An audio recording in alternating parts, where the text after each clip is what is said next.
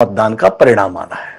सभी राजनीतिक दल जो बहुत बड़ी संख्या में हैं, वह चुनाव में मतदाताओं को अपने पक्ष में करने के लिए यथासंभव जोर लगा रहे हैं। प्रत्याशी भी लगा रहे हैं और पार्टी भी लगा रहे हैं। इन सबके बीच में आज जो चर्चा का विषय है वो अजीत पवार का बयान है।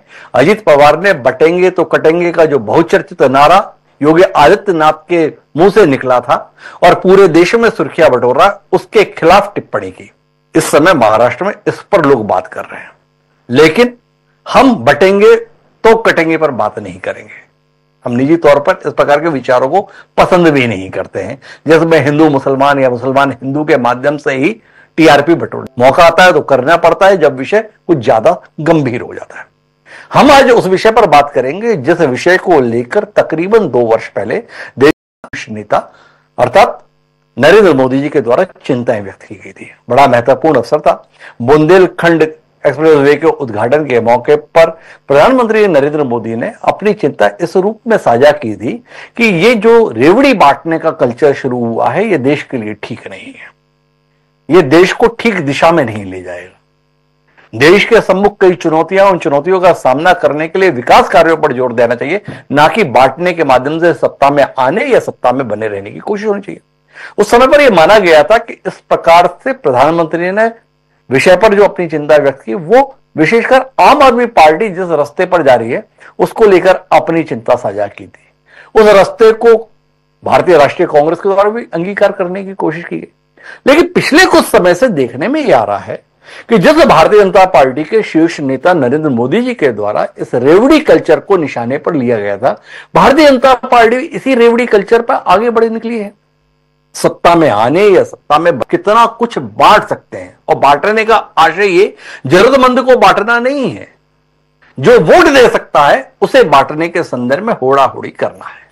महाराष्ट्र इसका अपवाद नहीं रहा। महाराष्ट्र जिसका शौर्य, जिसका पराक्रम, जिसकी संभावनाओं को देश और दुनिया में सराहा गया, उस महाराष्ट्र के विधानसभा चुनाव में 2 प्रमुख गठबंधनों के बीच होड़ इस बात को लेकर लगी कि कौन सत्ता में आने के एवज में क्या दे देगा और कौन सत्ता में बने रहने के लिए क्या कुछ दे देगा।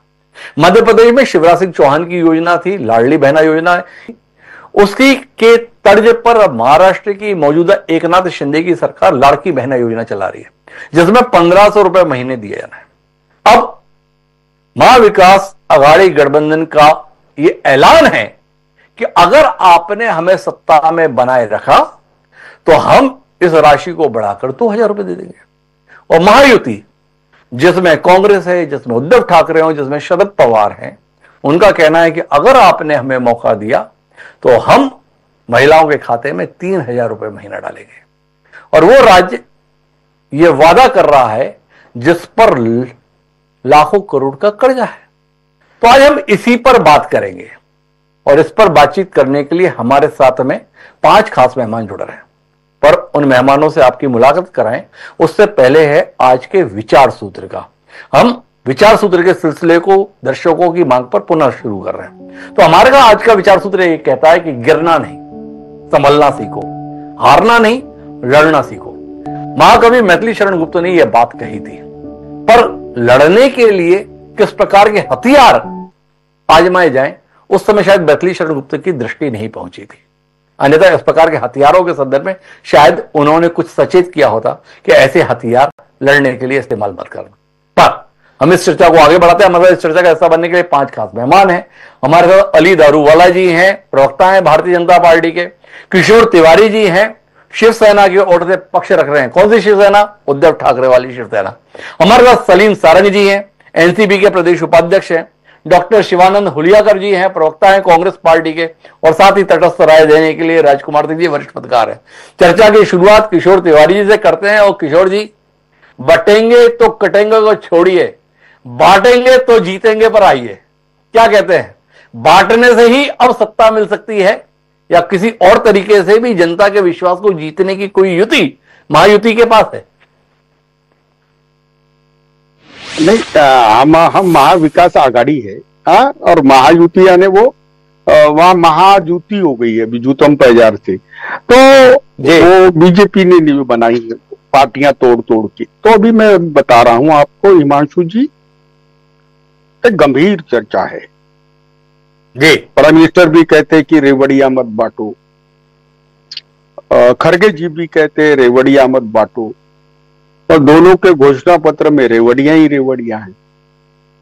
देश के कोर इशू को कोई टच ही नहीं कर रहा है।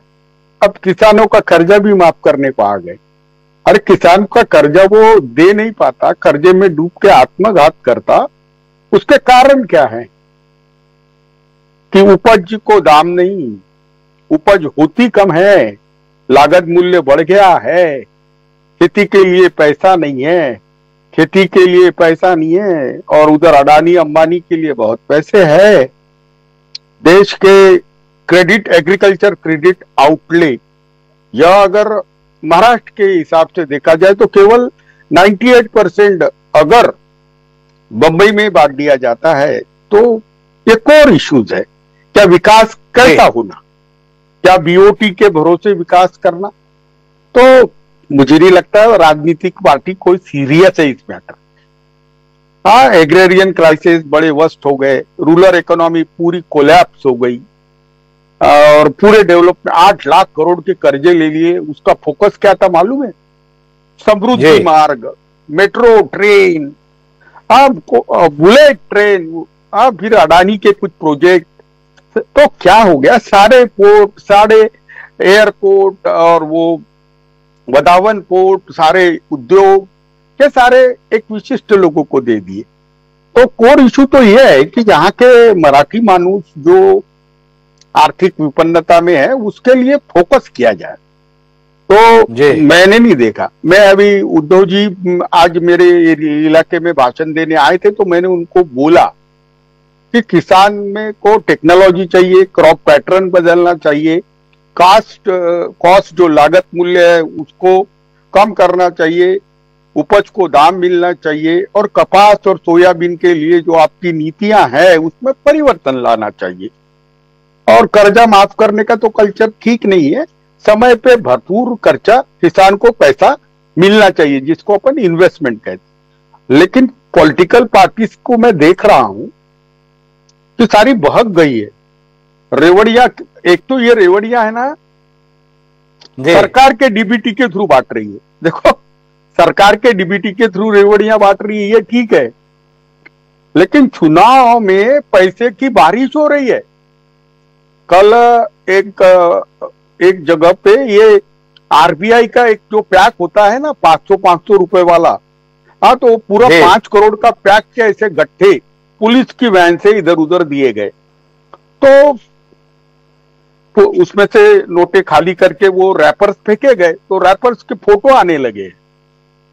तो अगर इस प्रकार के चुनाव होते हैं तो मुझे नहीं लगता कि ये चुनाव प्रक्रिया पे ही प्रश्न है। दूसरा फिर आ गया। अच्छा, मेरा एक सवाल है किशोर जी, तो आपने बताया कि देखो मोदी जी भी मना कर रहे थे, खड़गे जी भी मना कर रहे थे, पर दोनों के घोषणा पत्र आ गए।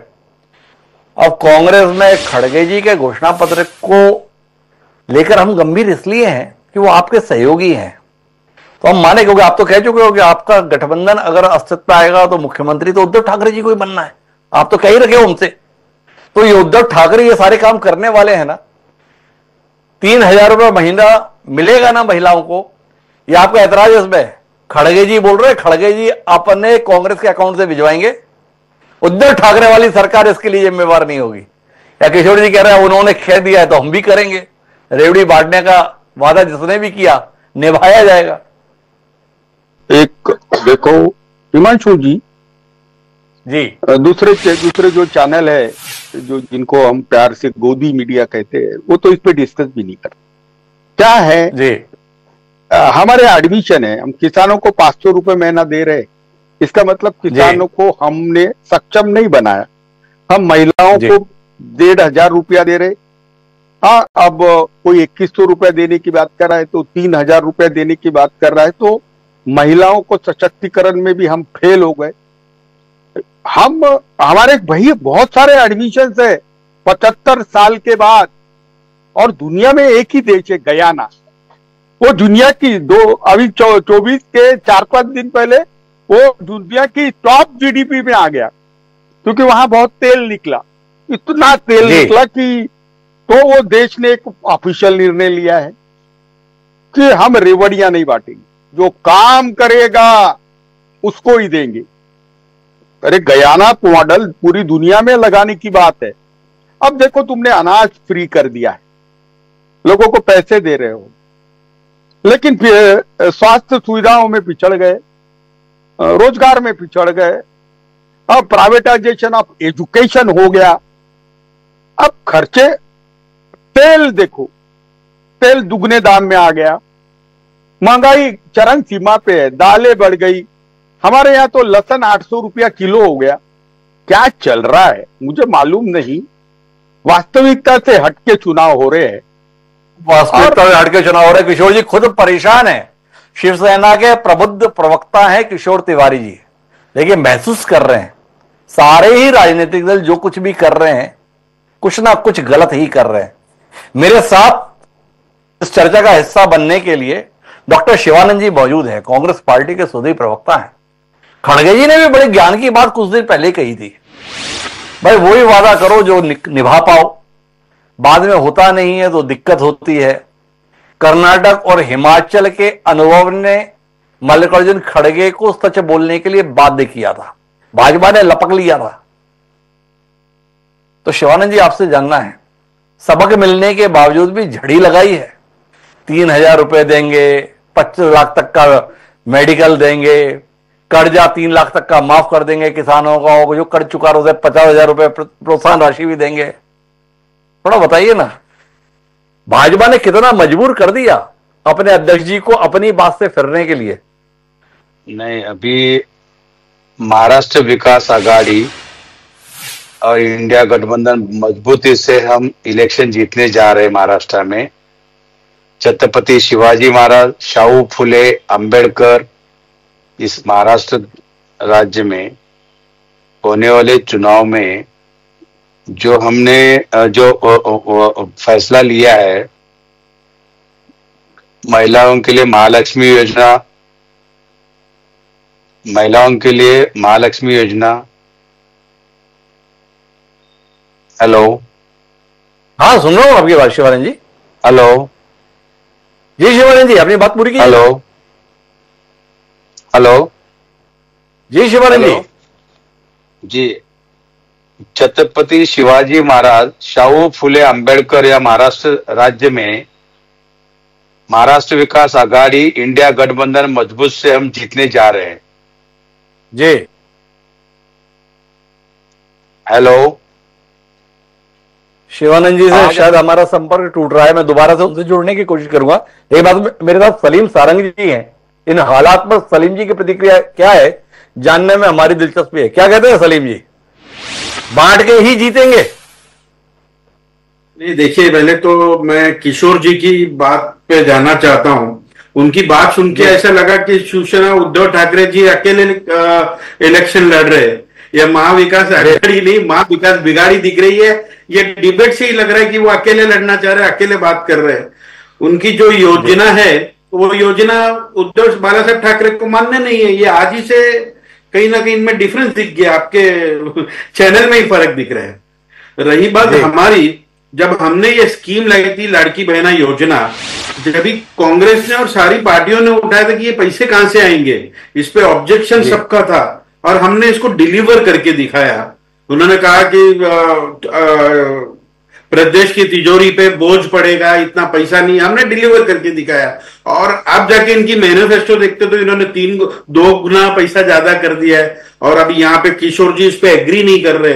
तो मैं ये जानना चाहता हूं कि उद्धव बाला साहब ठाकरे की टीम कांग्रेस के साथ युति में है कि अलग हो चुकी है? अभी पहला तो मैं जितना आप किशोर जी से जानना चाहते हो उतना ही हम भी आपसे जानना चाहते हैं।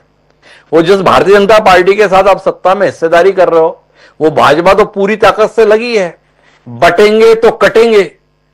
और आज आपके सम्माननीय नेता अजीत पवार जी बोले ये चलता होगा झारखंड में, ये चलता होगा उत्तर प्रदेश में, महाराष्ट्र में नहीं चलता।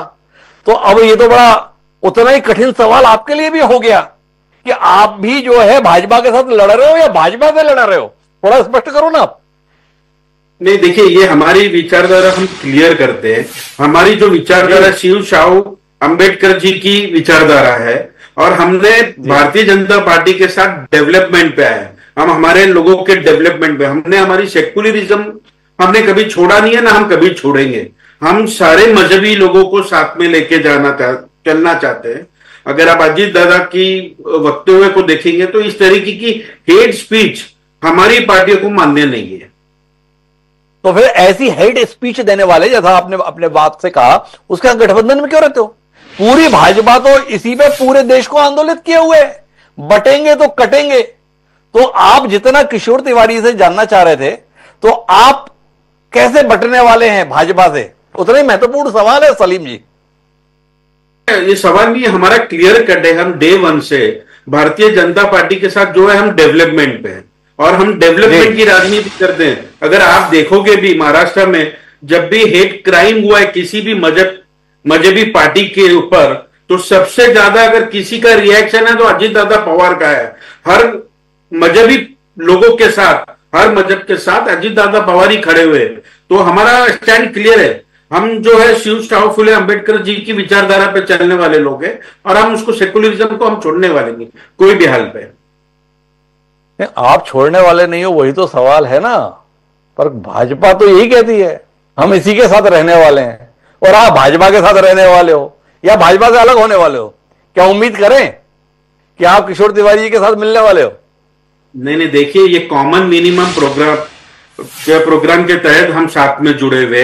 अगर आप इसकी बात करते हो तो उद्धव बाला साहब ठाकरे का स्टैंड आज कुछ साल पहले क्या था, आज चीजों को लेकर वो आज तो आज खुल के बात किया है कि मैंने औरंगाबाद का नाम चेंज किया है, मैंने उस्मानाबाद का नाम चेंज किया है।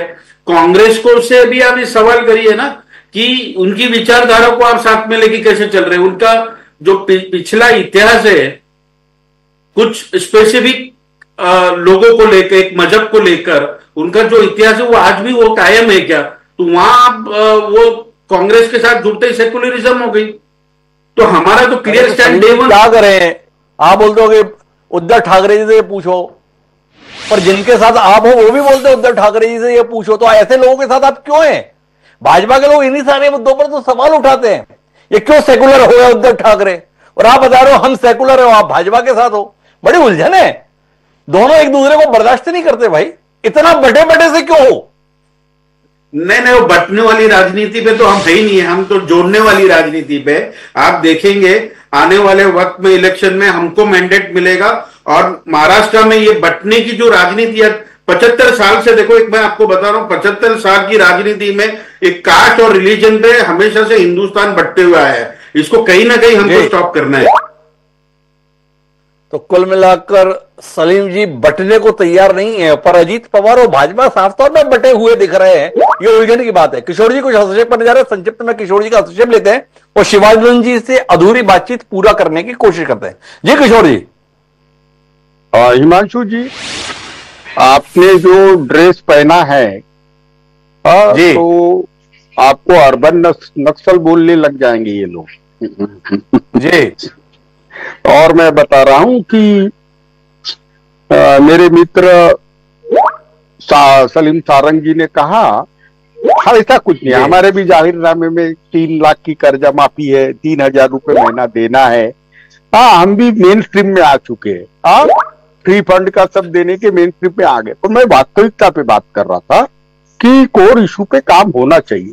दूसरा, इनका जो शाहू महाराज का नाम ले रहे हैं और अंबेडकर का नाम ले रहे हैं, शिवाजी का नाम ले रहे हैं।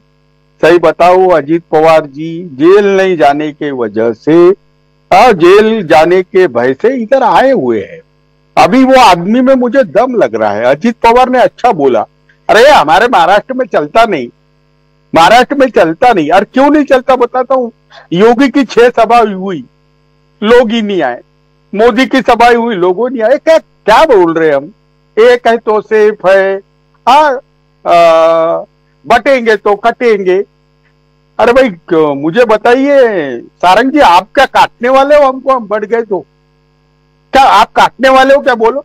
ये बोलते वोट जियात, वोट जियात यानी क्या? एक भी मुसलमान ने बीजेपी को वोट नहीं दिया। ये कोई बात है? 14 में दिया, 19 में नहीं दिया। अरे तुम्हारा बर्ताव ऐसा है, दंगे कराने के पीछे पड़े हैं, नफरत फैला रहे हैं। अरे वो क्रिमिनल आदमी गिरवे वस्त्र पहन के आया हुआ है और साधु का वेश लेके ऐसी बातें करता है जैसे वो रावण आया था। और ऐसी बातें कर रहे हो किशोर जी, इससे ज्यादा आक्रामकता में हमने परम पूज्य श्रद्धेय बाला साहब ठाकरे के भाषणों को सुना है। उस समय आप कहां रहते थे किशोर जी?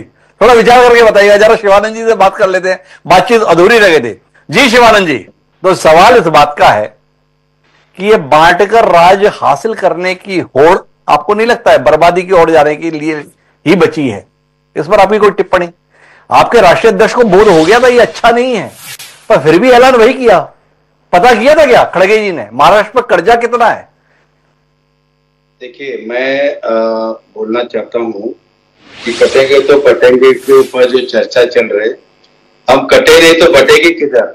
हम हटाएंगे इनको जो भ्रष्ट सरकार है राज्य में, एकनाथ शिंदे जी, देवेंद्र फडणवीस जी, अजित पवार जी को हम तुरंत हटाएंगे। लॉ एंड ऑर्डर देखिए, बेरोजगार बढ़ गया है, फार्मर डेली सुसाइड बढ़ गया है, कुछ भी डेवलपमेंट नहीं, विकास नहीं।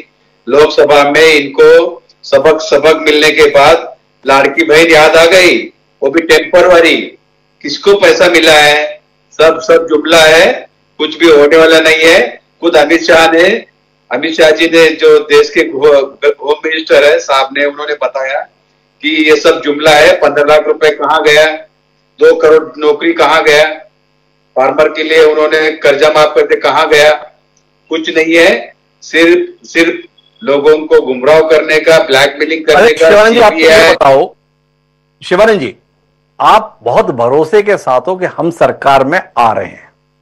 क्यों आ रहे हैं? इसलिए क्योंकि आप महिलाओं को 3,000 रुपए महीना देने वाले हैं।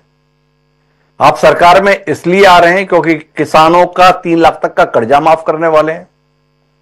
आप सरकार में इसलिए आ रहे हैं कि आप इसी प्रकार की बांटने की राजनीति में होड़ में शामिल होने जा रहे हैं, या किसी और कारण से आ रहे हैं? देखिए, पहला आपको एक ही हमारा महाराष्ट्र विकास आघाड़ी का या कांग्रेस पार्टी का हमारा नेता राहुल गांधी जी, हमारा नेता मल्लिकार्जुन खड़गे जी, नाना पटोले जी, एक ही ध्येय उद्देश्य, उद्धव ठाकरे जी, शरद पवार जी, एक ही हमारा ध्येय, भ्रष्ट सरकार यहाँ से उखाड़ के, जो खोखे सरकार है इनको उखाड़ के फेंकना है। दूसरी बात, जिस महाराष्ट्र में आन बान शान था, छत्रपति शिवाजी महाराज के महाराष्ट्र में हम रहने वाले लोग हैं। यहाँ से उद्योग धंधे सब गुजरात जा रहे हैं। क्या कर रहे हैं एकनाथ शिंदे साहब? क्या कर रहे देवेंद्र फडणवीस जी? क्या कर रहे अजित दादा जी? क्यों नहीं रुकाया? 18 company, high profile 18 company Gujarat चला गया। सिर्फ देखने बैठे, सिर्फ दिल्ली गए, खोके पैसा। आप तो जो आ रहा है महाराष्ट्र में उसे उखाड़ देने की बात कर रहे हैं। वो आपके सहयोगी हैं, उद्धव ठाकरे, वो बता रहे हैं कि अगर सरकार में आ गए तो अडानी का, धारावी का प्रोजेक्ट बंद करा देंगे। तो आप तो खुद यहां से मामला उखाड़ने की बात कर रहे हो। हम देखिए सर, मैं क्या बोल रहा हूँ, आप गलत फहमी है आपका हो गया है।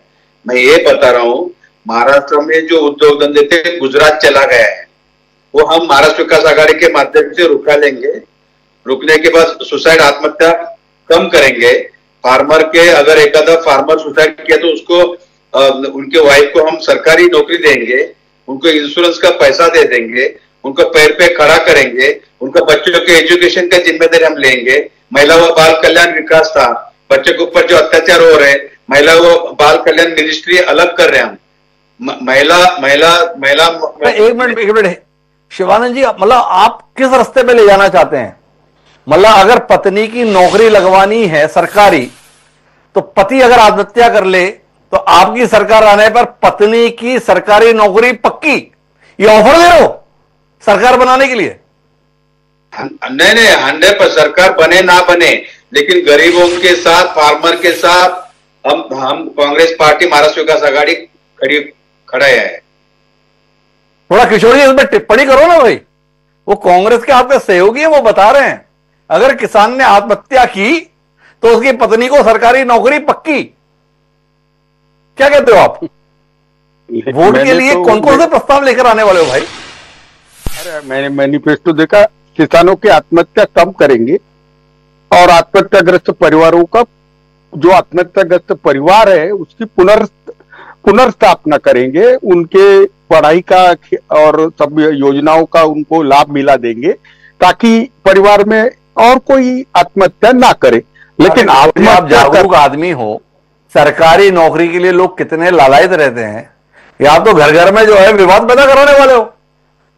पत्नी मतलब अपने पति से ये कहती हुई सुनाई देगी, तुम्हारे जिंदा रहने का क्या फायदा, मर जाते तो कम से कम मेरी सरकारी नौकरी लग जाती। ये किस तरीके का प्रस्ताव लेकर आप चुनाव में जा रहे हो? नहीं है, तुम काहे को यार हिमांशु जी वही अर्बन नक्सल वाली बातें कर रहे हो, जब से वो लाल वाली वो पहन लिए हो। मैं नहीं है, ऐसी कोई बात नहीं है, ऐसी कोई बात। हमने शिवानंद जी बोल रहे हैं अर्बन नक्सली, आप मुझे बता रहे हो। शिवानंद जी से बात करो ना फोन लगा करके, वो किस प्रकार की बात कह रहे हैं। पर मेरे साथ में अली दारूवाला जी हैं, और अली दारूवाला जी आप मेरी आवाज सुन पा रहे हैं? क्लियर आ रही है आपकी आवाज।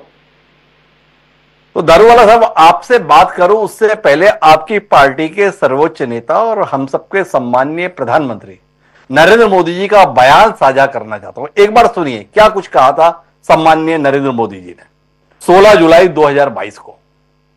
बांटकर वोट बटोरने का कल्चर लाने की भरसक कोशिश हो रही है। ये रेवड़ी कल्चर देश के विकास के लिए बहुत घातक है। इस रेवड़ी कल्चर से देश के लोगों को और खास करके मेरे युवाओं को बहुत सावधान रहने की जरूरत है। रेवड़ी कल्चर वाले कभी आपके लिए नए एक्सप्रेसवे नहीं बनाएंगे।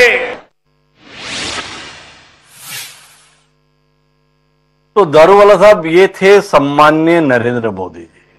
उन्होंने देश के युवाओं से आह्वान किया था कि ये रेवड़ी बांटने वालों से सावधान रहिएगा।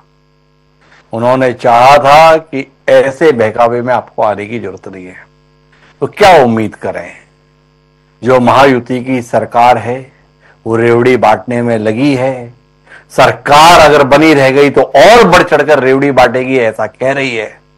लोग महायुति सरकार की बातों पर जाएंगे या सम्माननीय प्रधानमंत्री नरेंद्र मोदी जी ने जो आह्वान किया था उसके साथ जाएंगे?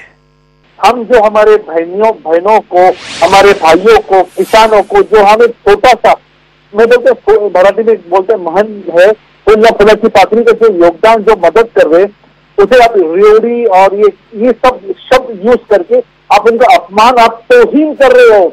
इन्हें शर्म आना चाहिए, ये जबान नहीं यूज करना चाहिए। आपने दिया तो योगदान, आपने दिया तो स्कीम, आपने कहा तो पार्टी एजेंडा। अगर हमने किया तो अब इसे रेवड़ी कल्चर कहते। सबसे पहले मैं इसको कंडेम करता हूँ। हमने हमारी जो लाड़की बहना है उन्हें ये जो 1500 रुपीज दिया, बेशक ये एक बहुत छोटा सा योगदान है। इसका महाराष्ट्र ट्रेजरी के ऊपर कोई बहुत बड़ा भार या बहुत बड़ा एक उसके ऊपर दबाव नहीं आया। मगर ये जो बार बार ये लोग कह रहे आपने रेवड़ी कल्चर लाया, ये लाया, इसका मैं कंडेम करता हूँ। मगर मैं एक बात ये भी कहना चाहता हूँ, हमने जो शेतकरी है इनके बिल 0 कर दिए। ये लोग जो शेतकरियों को जो लाइट रात में देते थे वो लाइट हम लोग, इसका इलेक्शन से कोई लेना देना नहीं है। इसके जीआर, इसके जो असेंबली के अंदर जो जीआर पास हुए हैं, अगर हमारी सरकार नहीं भी आती है तो ये स्कीम गरीबों की चालू रहेंगी। ये आपके ये प्रेस्टीजियस चैनल से मैं जनता जनार्दन को कहना चाहता हूँ। तो ये अगर एक कल्चर का इलेक्शन जीतने का, तो सबसे पहले मैं इसको खारिज करता हूँ। ये आपके माध्यम से जनता जनार्दन को समझ लेना जरूरी है। अच्छा दारूवाला साहब, आपने बड़े अच्छे तरीके से बोला कि देखो ये रेवड़ी नहीं है, तो थोड़ा हमें ये भी पता चलना चाहिए कि रेवड़ी फिर क्या होती है। जो गुड़ से बनती है, तिल से बनती है, केवल वो रेवड़ी होती है, या चुनाव में बंटने वाली वो कौन सी चीज होती है जो रेवड़ी होती है? थोड़ा बताइए ना, हमारा ज्ञानवर्धन होगा।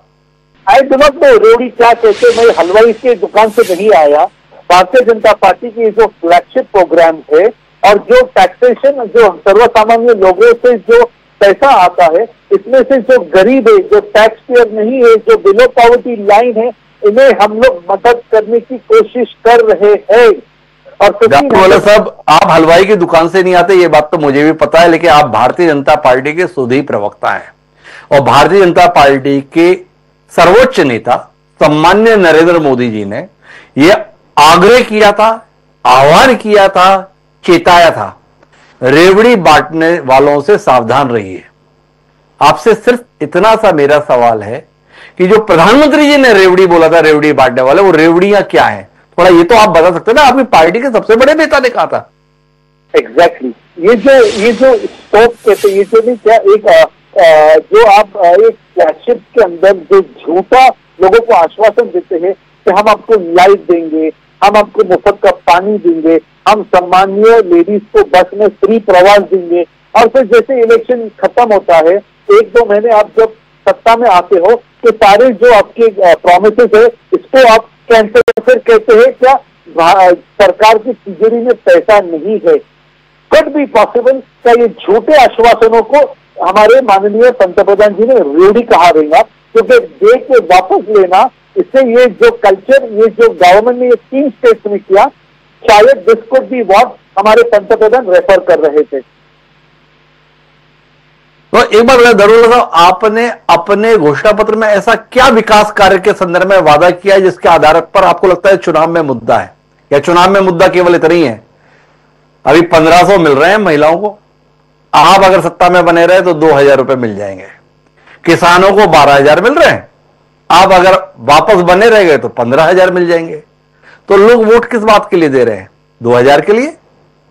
लोग वोट किस लिए दे रहे हैं? किसानों के 3000 बढ़ने के लिए और मुफ्त की लाइट, बिजली के लिए? ये तो एक मदद का हाथ है सर, जो इलेक्शन के अंदर जो महायुति जो एक विकास काम से जो लोगों के दिलों को जीता। सर मेरी बात आप एकदम ध्यान से सुनिए सर, आई एम एकदम रिस्पॉन्सिबिलिटी से बात करता हूँ। मैं नहीं कहूंगा हम जीतने जा रहे हैं, हम जीत जाएंगे। सर जनता जनार्दन है, अगर उनके बात को, उनके दिल को अगर हमारी बात बहाती है, अगर वो हमारे काम से सहमत है, सर जनता जनार्दन बेवकूफ नहीं है। वो आपके हर भाषण के लिए आएंगी, आपके हर प्रोग्राम को आएंगी, आपने आने जाने का जो उन्हें बेचारों को जो नाश्ता दिया वो भी खाएंगी, मगर जिस दिन वो वोट का बटन दबाएंगी ना सर, वो वोट का बटन विकास के लिए रहेगा, वो वोट का बटन विकसित भारत के लिए रहेगा। वो जो वोट का बटन महाराष्ट्र में दबने वाला है, झारखंड में दबने वाला है, वो माननीय नरेंद्र मोदी जी के हाथ को मजबूत करने का बटन है सर। दूसरी बात मैं कह रहा हूं, मैं समझो भाजपा का प्रवक्ता हूं, मैं बायस हूं, मैं मोदी जी की तरफ एकदम लीनियर मेरा नेचर है। सर अमेरिका में क्या हुआ, अमेरिका के पंतप्रधान जैसा जीतते हैं तो वो कहते हैं डीप स्टेट को मैं बैन कर रहा हूं। सर डीप स्टेट क्या है, ये लोगों को पूछिए डीप स्टेट क्या है। यहाँ पर राहुल जी जाके अमेरिका के अंदर कहते हैं क्या, when everybody comes to a same platform, एक जब प्लेटफॉर्म पे आएंगे तो मैं रिजर्वेशन निकालने की, हटाने की सोच सकता हूँ। यानी जो बाबा साहेब अम्बेडकर ने, जो मोदी जी ने, जो ओबीसी आरक्षण, एससी, एसटी, ओबीसी, ये सब जो एक रचना बनाई है, आप कहते हैं जब सब होंगे तो हम इसको कैंसिल करेंगे, और डीप स्टेट उसको सपोर्ट करते हैं। 1 सेकंड काटना नहीं सर मेरे को। उसके बाद में कनाडा के प्राइम मिनिस्टर कहते हैं, वहां के जस्टिन ट्रूडो क्या कहते हैं, क्या पंजाब और सिख लोग भारत में गर्व से अब नहीं घूम सकते।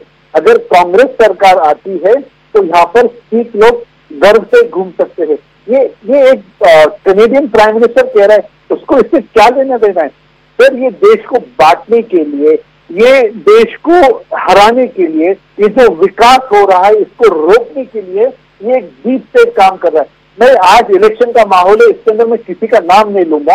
अभी डीप स्टेट का फंडिंग किसको आता है, फोर्ड फाउंडेशन का फंडिंग किसको आता है, ये जो एजुटेशन हो रहा है इसका फंडिंग कहाँ से आ रहा है, ये जो एक अलग स्टेट की अलग इसकी मांग हो रही है वो कहाँ से हो रही है, कहाँ से बैठ के ये काम हो रहा है।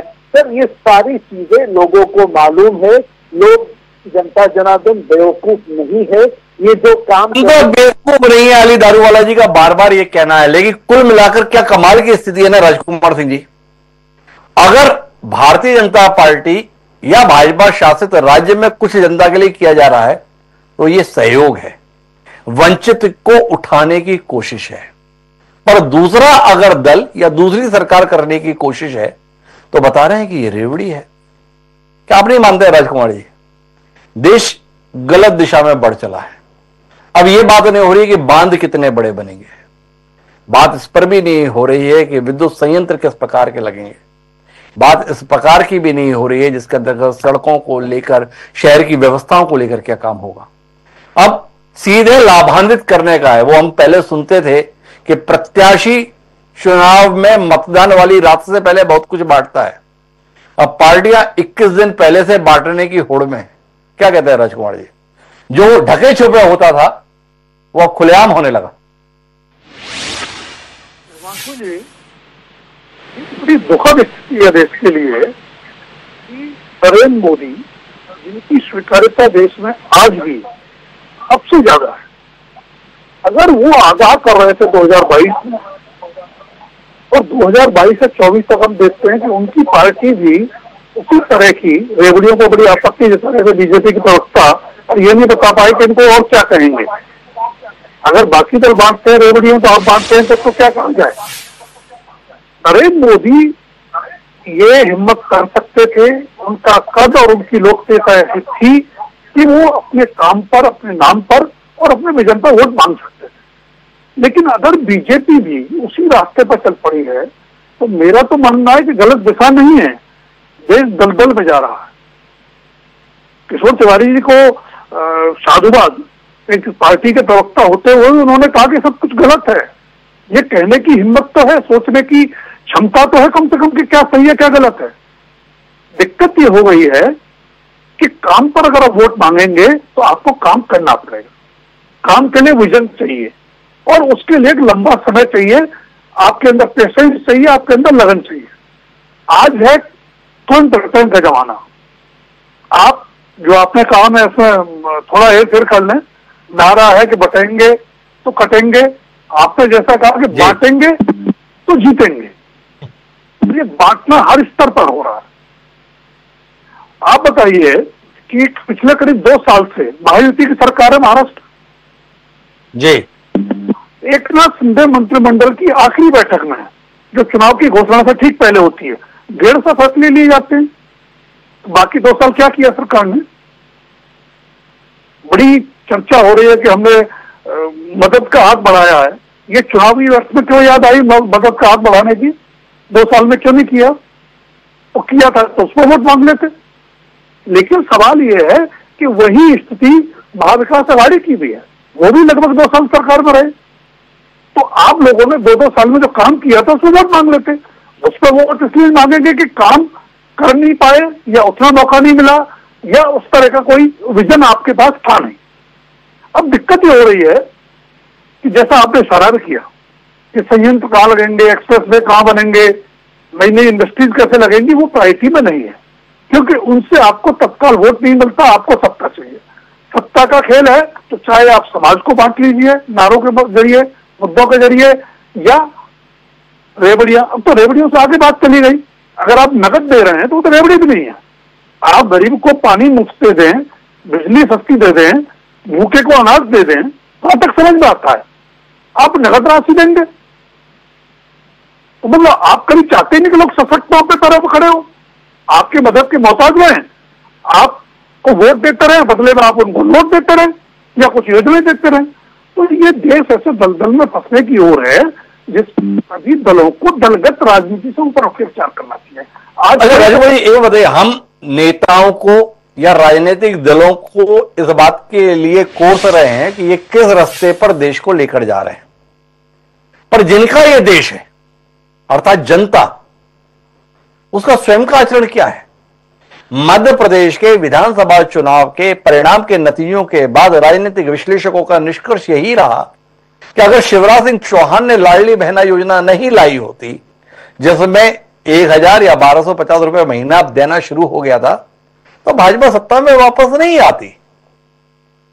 छत्तीसगढ़ के संदर्भ में आकलन यही आया निष्कर्ष कि मेहतारी वंदन योजना के फॉर्म अगर ना भरे होते तो भूपेश बघेल पूर्व मुख्यमंत्री ना बने होते।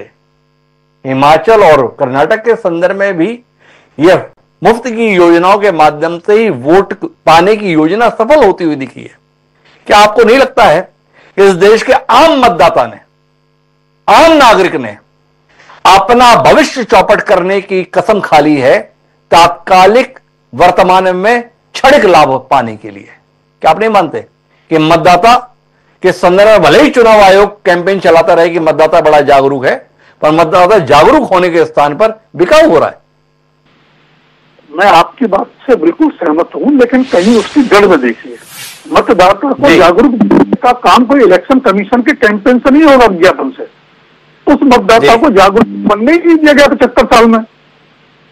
अगर 80 करोड़ लोग आज भी 5 किलो अनाज पर निर्भर हैं या उसके लिए टकटकी लगा के देखते हैं, तो देश की हालत क्या है?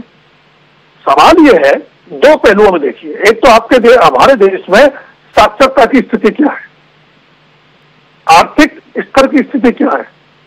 अगर 1/3 से ज्यादा आबादी आज भी गरीबी की रेखा के नीचे है, तो आपसे देशभक्ति के देश हित की चर्चा करना चाहेंगे क्या? उसको 2 वक्त की रोटी चाहिए, तो जो उसको 2 वक्त की रोटी देगा, जो मुफ्त में चीजें देगा, वो उसको एक मुश्त वोट देगा। और ये नब्ज अरविंद केजरीवाल ने सबसे पहले पकड़ी दिल्ली में। और ये मानना पड़ेगा, आप सहमत हो असहमत हो बाकी लोग, कि बाकी दल अरविंद केजरीवाल ने जो रास्ता दिखाया था उस पर आंख बंद करके चल रहे हैं। इसकी उसमें चलने के लिए मजबूर हो गए। मैं आखिरी दौर की बातचीत के लिए फिर आता हूं कांग्रेस प्रवक्ता के पास में। वो कुछ हस्तक्षेप करने जा रहे थे, उनसे समझने की कोशिश करता हूं। कल का आया हुआ राजनीतिक दल आपके लिए रोल मॉडल हो गया, जो देश का सबसे पुराना राजनीतिक दल है। क्या कहते हैं शिवानंद जी? कोई ऐसा नहीं है सर। देखो, कोई भी आदरणीय देश के पंतप्रधान नरेंद्र मोदी जी हो या हमारा कोई एकनाथ शिंदे जी हो, कोई घर से कोई 1 रुपए नहीं लेके आते हैं।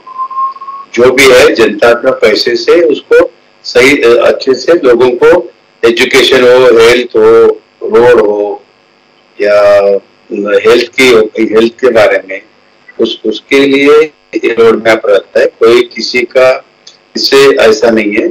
आप अगर मान रहे हो तो कोई बात नहीं, लेकिन इतना पक्का है, फूड गारंटी कांग्रेस ने लाया है, यही बीजेपी ने विरोध कर रहे थे। मोबाइल हमने लाया, कंप्यूटर हमने लाया। आप बताइए कि बीजेपी 10 साल में क्या? शिवानंद जी, आप किस रास्ते पर आ गए? आप पहले कंप्यूटर लेकर आए थे, आपने भागड़ा नांगल जैसे बांध बनाए थे, पंचवर्षीय योजनाएं नेहरू जी के माध्यम से इस देश को बुनियादी आधार देने का कारण बनी थी। वो कांग्रेस पार्टी अब किस पर आ गई? तुम 2000 दे रहे हो, हम 3000 देंगे इस पर? नहीं सर, सुनिए। देखिए, किसी को मदद करना गरीबों, ये कोई गलत नहीं है।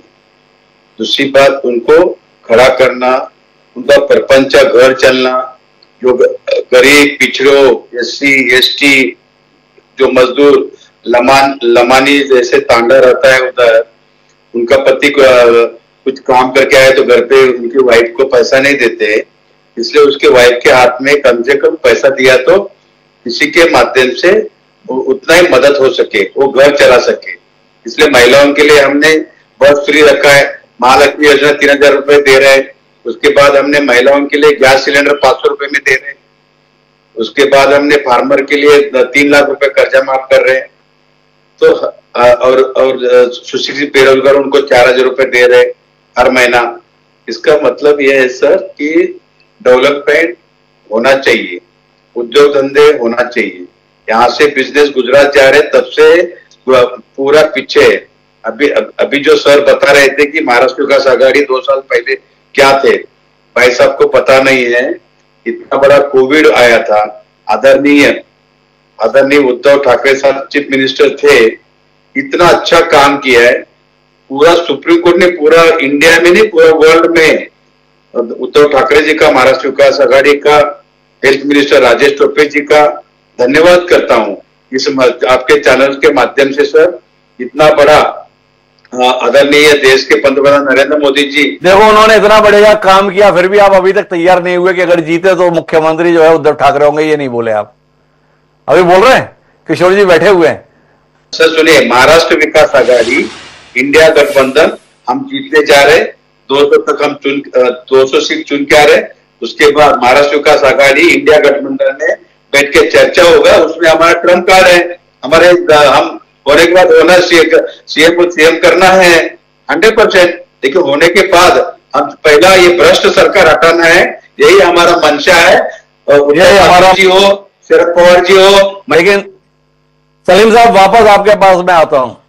इतनी लंबी चर्चा हुई, इतनी चर्चा के बाद आपका कुछ मन बदला क्या? इस देश के लिए सोचने के लिए नेता से हटकर नागरिक के तौर पर आप कुछ मजबूर हुए? कहीं जाकर तो रुकिए, कहीं तो ठहरिए, क्या कहते हैं? देखिए ऐसा है, बांटिए भी मत, बांटिए भी मत।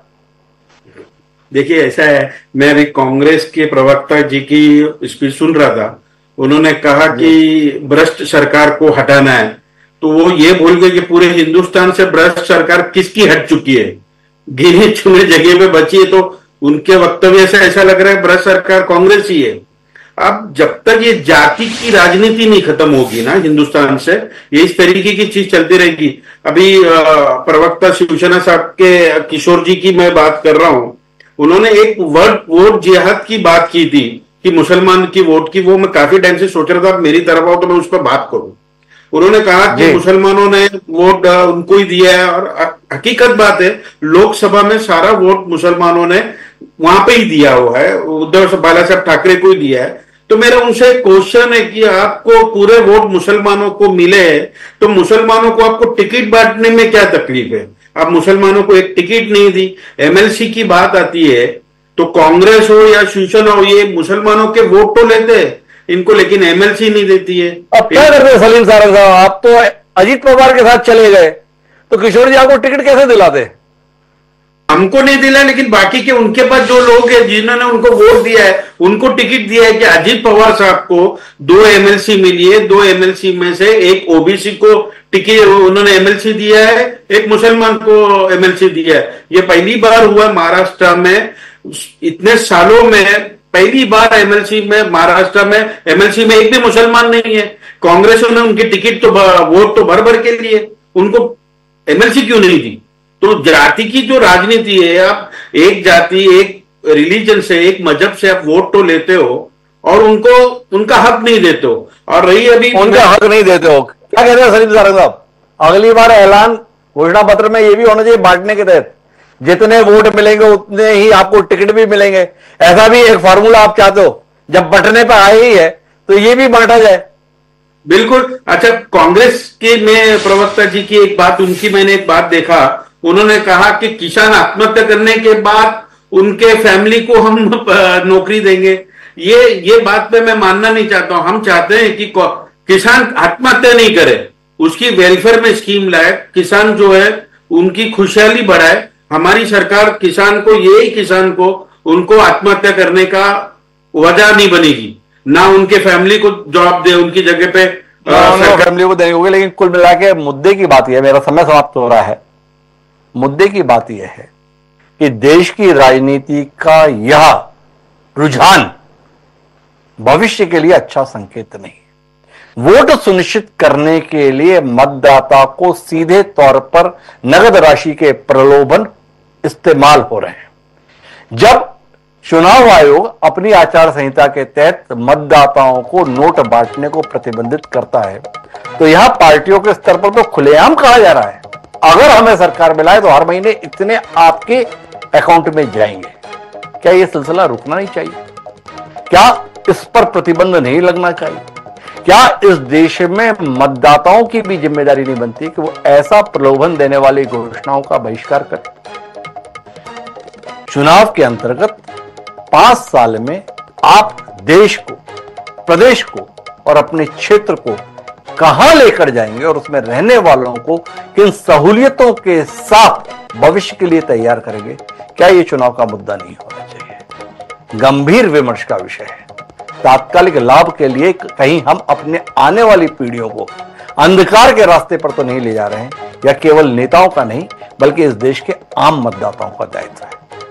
अपने 1000, 1500 या 3000 रुपए महीना पाने के लालच में कहीं हम आने वाली पीढ़ी को भुखमरी के कगार पर तो नहीं ला देंगे।